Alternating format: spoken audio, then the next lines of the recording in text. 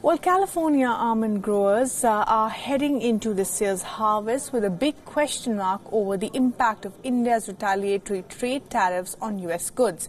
India has imposed tariffs on almonds and 27 other American products, including apples and walnuts, in retaliation for the U.S. tariffs on steel and aluminium.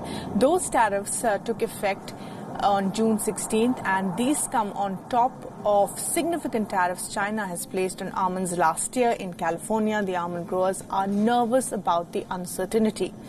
California supplies 82% of the world's almonds and has almost 7,000 growers.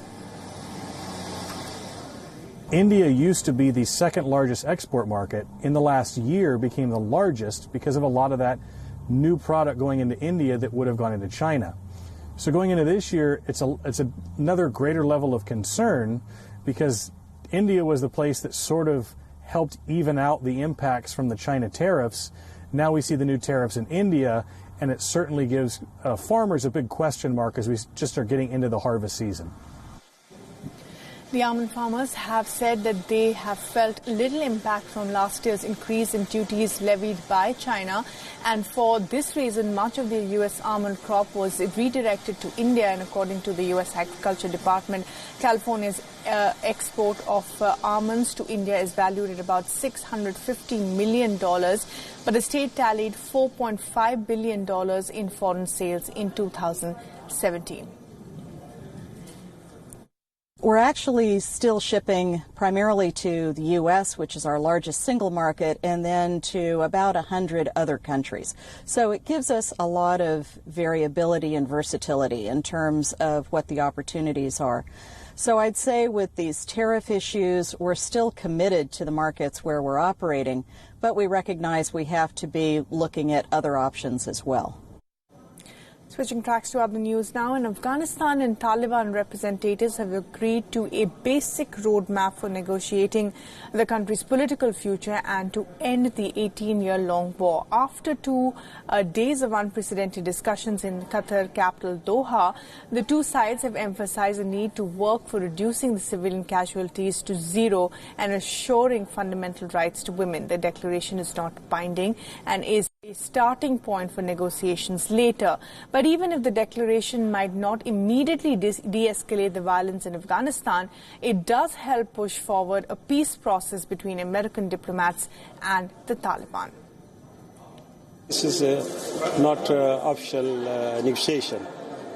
These were informal talks. It has, on moral obligation of this, as the weight of moral obligation, and it was a collective demand of the participants of this 2 days conference, and they asked from all sides that also for reduction in the civilian casualties and demand for withdrawal of all foreign forces from Afghanistan, because they confirmed the statement of the Moscow conference.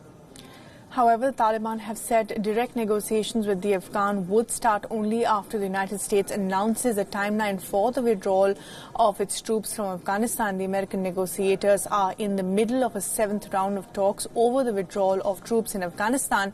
And in return of the withdrawal, the U.S. demands for a commitment from the insurgents that Afghanistan's soil would not be used to launch terror attacks against the U.S. and its allies. The American Special Envoy to Taliban, Zalmay Khalilzad, has thanked the Afghan society representatives for finding a common ground. Khalilzad was leading the negotiations with the Taliban and has attended both opening and closing sessions in Doha. On Sunday, the Taliban had detonated a car bomb outside a government security compound in central Afghanistan, killing 14 people and wounding 180, including scores of children. The attack came at the onset of the 2-day meeting between Afghanistan citizens and the militants. The talks were held to open the way to a peace process that would build on a deal between the United States and the Taliban to end the longest ever U.S. war.